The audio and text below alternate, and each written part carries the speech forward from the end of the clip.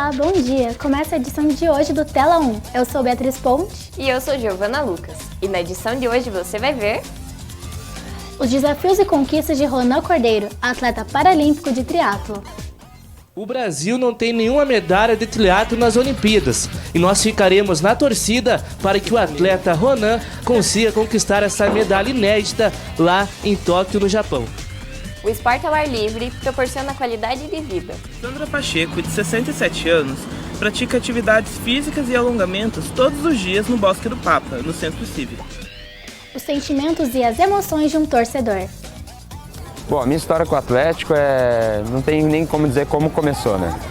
A família não era muito influenciada por time daqui do estado, família toda do eixo. Está começando o Tela 1.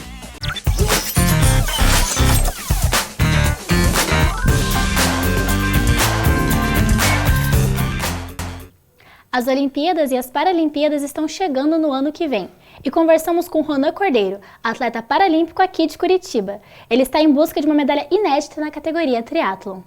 Hoje todos nós da sociedade passamos por muitas dificuldades, mas buscamos nossos sonhos. E é isso que Ronan quer passar para todos que buscam seus objetivos. Eu sou Ronan Cordeiro, eu tenho 22 anos, eu sou para-atleta da Seleção Brasileira de Triatlon. Eu nasci com uma má formação congênita no membro superior esquerdo e desde muito cedo eu utilizo o esporte no começo para conseguir forma de conseguir relacionar com as pessoas. Mas antes de chegar nesse patamar, Ronan Cordeiro passou por muitas dificuldades antes de entrar no esporte paralímpico. Preconceitos, olhares diferenciados que dificultou e muito na vida do Ronan. Então, desde muito cedo eu tive muita vergonha da minha deficiência e muito cedo aconteceu de no colégio, assim, bem criança, uma criança chegar e perguntar para mim se tinha passado um trator na minha mão. Ronan já ganhou aproximadamente 200 medalhas e o principal objetivo dele é ir para as Paralimpíadas de Tóquio do ano que vem. Eu sou o atual terceiro da World Cup de Paratriatlon e estou em busca de uma medalha paralímpica para trazer essa medalha inédita para o Brasil. O Brasil não tem nenhuma medalha de triatlo nas Olimpíadas e nós ficaremos na torcida para que o atleta Ronan consiga conquistar essa medalha inédita lá em Tóquio, no Japão. Quando o assunto é esportes ao ar livre, Curitiba se destaca. São mais de 200 academias ao ar livre, fora ciclovias e parques. As academias ao ar livre já fazem parte do cenário curitibano desde 2011. Além delas, há parques, espaços para praticar esportes que são utilizados por várias pessoas todos os dias. Sandra Pacheco, de 67 anos, pratica atividades físicas e alongamentos todos os dias no Bosque do Papa, no Centro Cívico. As atividades recomendadas por um médico fazem parte da recuperação do seu pós-operatório após um trauma na coluna. Além dos claros benefícios ao corpo, a prática de atividades ao ar livre tem um efeito positivo sobre a saúde mental. Emerson Lopes, morador do Centro Cívico, pratica Cooper há 15 anos e é um exemplo de como as atividades físicas podem melhorar a sua qualidade de vida. Faz uns 15 anos já que eu dou as minhas corridinhas, né? Acordo cedo, né? Tomo meu guaranazinho em pó, né? Para dar aquela energizada e começo com o Cooper, né? Aqui em Curitiba tem uns 6 anos. Mas cuidado ao praticar qualquer atividade sem a supervisão de um profissional. Apesar dos equipamentos parecerem inofensivos, podem causar danos se utilizados de maneira inadequada. O repórter Vinícius Bonato traz informações a respeito do sedentarismo no Brasil. Bom dia, Vinícius, tudo bom? Bom dia, Beatriz, tudo bem? Olha, os dados são um pouco preocupantes. O Ministério do Esporte revelou, por meio do governo federal, que 45% da população é sedentária, ou seja, não pratica nenhum esporte físico, mantém-se parado o dia inteiro. Dos maiores motivos é o trabalho, a falta de tempo para realizar atividades físicas e esse sedentarismo atinge mais mulheres do que homens. Além disso, 62% da população que é sedentária admite que tem consciência de que é sedentária e que deveria fazer alguma prática física por pelo menos 1 hora por dia. Daqui a pouco eu trago mais informações sobre Bolsa Atleta para incentivar jovens aí a sair um pouco desse sedentarismo. Fisiculturismo. Mesmo sendo uma atividade milenar, o esporte ainda é pouco reconhecido. Por isso, vamos acompanhar a rotina da atleta de 20 anos, Amanda Bulick. O fisiculturismo é um esporte que se baseia na criação e manutenção de músculos para ter um corpo bonito. Muitas vezes o esporte é praticado por pessoas que começam a frequentar academias e acabam se interessando mais pelo meio. Porém, junto do esporte vem várias preocupações. Entre elas, a alimentação e a rotina de treinos pesados são as mais comuns. Eu era atleta desde pequena, comecei na ginástica rítmica e ginástica olímpica, dos 6 a mais ou menos os 12 anos. Fiz jazz também, fiz yoga e mais ou menos com 15 anos eu decidi entrar no esporte, não no fisiculturismo, mas somente na musculação. Porém eu decidi encarar o desafio. Por conta de ser uma coisa muito mais difícil, né? Você sair da sua zona de conforto. E é justamente isso que eu gosto de fazer na minha vida. Sair da zona de conforto. E o fisiculturismo me traz isso. A realização que o fisiculturismo traz é justamente você deixar de fazer algumas coisas em benefício de outras. E é justamente isso que eu quero. O fisiculturismo é um esporte que foi praticado desde a Grécia Antiga e é muitas vezes comum em meios de mídia, filmes e televisão. Personagens como Arnold Schwarzenegger são muito comuns e são praticantes do esporte. Porém, embora seja um esporte muito antigo, ainda é cercado de vários preconceitos. Uma profissão muito difícil, porque a gente não pode sair, o pessoal, né, no caso, não pode sair de uma dieta de jeito nenhum, é aquela coisa graduada, muito treino, e é um sofrimento, né? Treinos pesados exigem um acompanhamento mais próximo de profissionais, sejam médicos ou especialistas da área da nutrição. Porém, mesmo com o esforço, o fisiculturismo é um dos esportes com menor risco de lesão para o atleta. Na verdade, existe um protocolo, né? Como todo esporte, existe um protocolo alimentar, né? Existe uma sugestão alimentar que a Amanda faz, né? Existem várias fases no fisiculturismo. O fisiculturismo é um esporte muito completo. Não é só treinar como outro esporte e jogar, né? Não, o fisiculturismo ele começa na sala de musculação, na alimentação, no sono, né? É um esporte muito completo. Então, na alimentação existem várias fases. A fase de ganho de peso, a fase de definição, né? A gente chama de booking, né? Fase de ganho, de cutting, a fase de perca, né? Existe uma lapidação ali entre a finalização, né? Finalização é tipo os últimos 10 dias antes da competição, chamamos de pré-contest, né? Então existe sim um protocolo onde ela segue, né? E como eu disse, né? Depende do atleta, depende da categoria do atleta, a gente vai fazendo até chegar no campeonato, né? Mas é bem complexo. Isso para um adolescente, um jovem, assim, é uma coisa muito difícil.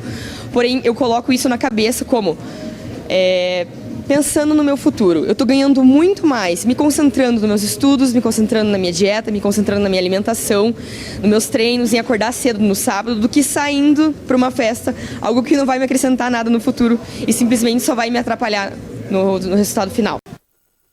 A adolescente Laura Soquem, de 17 anos, conta como é campeã de judô tão nova no país, no qual 80% dos adolescentes não praticam exercícios físicos. Com apenas 17 anos, Laura Soquem já ganhou muitas premiações importantes para o judô juvenil. Atleta pelo Colégio Bom Jesus desde 2013, Laura teve sua estreia em campeonatos em 2014, quando foi pentacampeã paranaense. O último prêmio de Laura foi em setembro de 2019, conquistando medalha bronze no Mundial Juvenil de Judô. Foi uma surpresa, porque eu estava treinando esse ano inteiro para poder ir para o Mundial. Aí nas vésperas eu me machuquei. Eu pensei que ia ficar de fora, mas eu fui e voltei com bronze.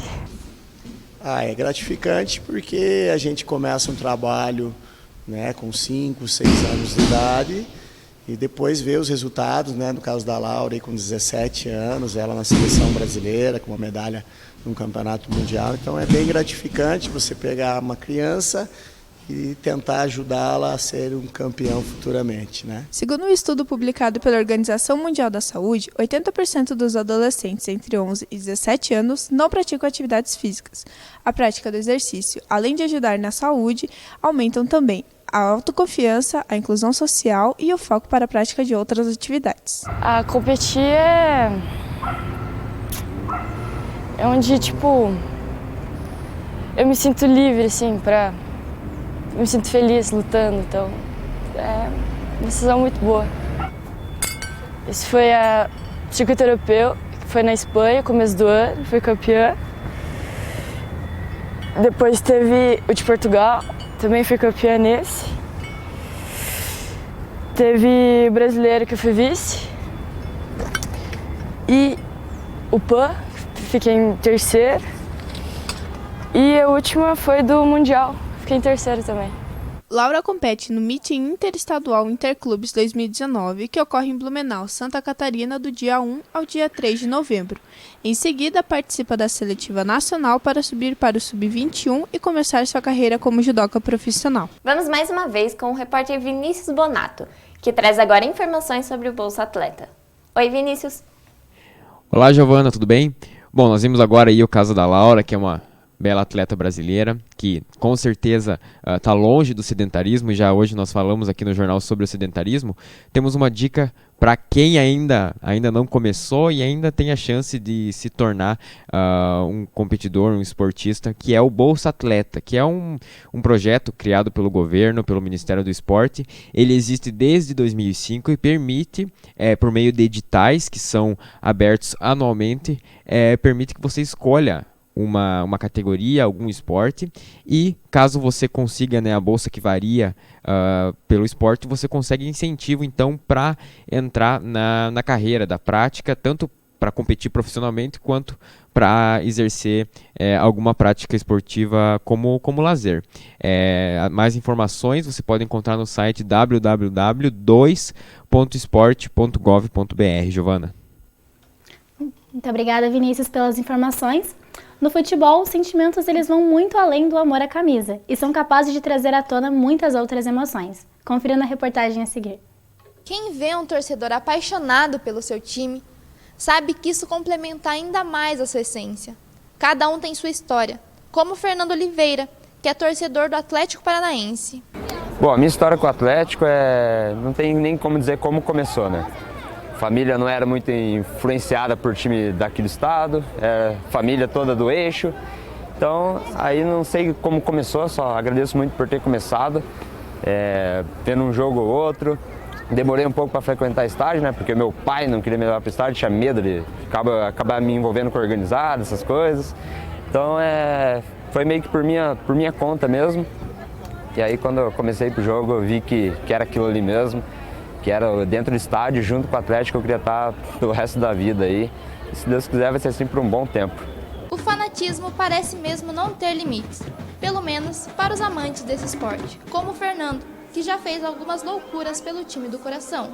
Recentemente, a minha maior loucura foi ter andado mais de 35 quilômetros aí, para cumprir uma promessa do pedágio de 277 até Morretes. Essa foi a minha promessa aí para caso fosse campeão da Copa do Brasil, ou da Libertadores, ou do Brasileirão. Mas a gente foi campeão da Copa do Brasil, então com muito empenho aí, acabei cumprindo essa promessa e fui até Morretes. Dia 16 de março de 2019, eis que esse que vos fala faz uma promessa aí que se o Atlético fosse campeão ou do Brasileiro, ou da Libertadores, ou da Copa do Brasil, iria caminhar até Morretes. Dia 18 de setembro aconteceu aí o título da Copa do Brasil e estamos aí, né? Vamos rumo a Morretes. Mais uns 25, 30 km pela frente aí. Então vamos lá, né? Mandar um salve também pra Rede Teia aí. E vamos nessa.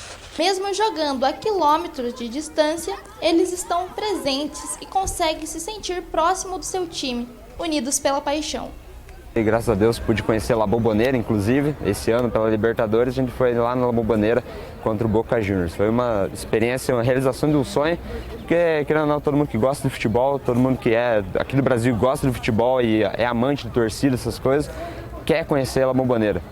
E conhecer a La Bombonera naquela mística, com a torcida deles fervendo e com a minha torcida do Atlético também lá presente, fazendo a festa, foi surreal, foi de outro mundo e espero ter outras oportunidades desse tipo, né? Mas enquanto eu puder, sempre vou poder acompanhar o Atlético. Pode ser difícil para muitos entenderem o turbilhão de emoções que o futebol provoca. É sobre diversão, mas também é sobre sonhos. Nunca foi apenas um jogo. E o Tala 1 de hoje fica por aqui. Tenha uma ótima semana. Essas foram as notícias de hoje. Até semana que vem. Tchau, tchau.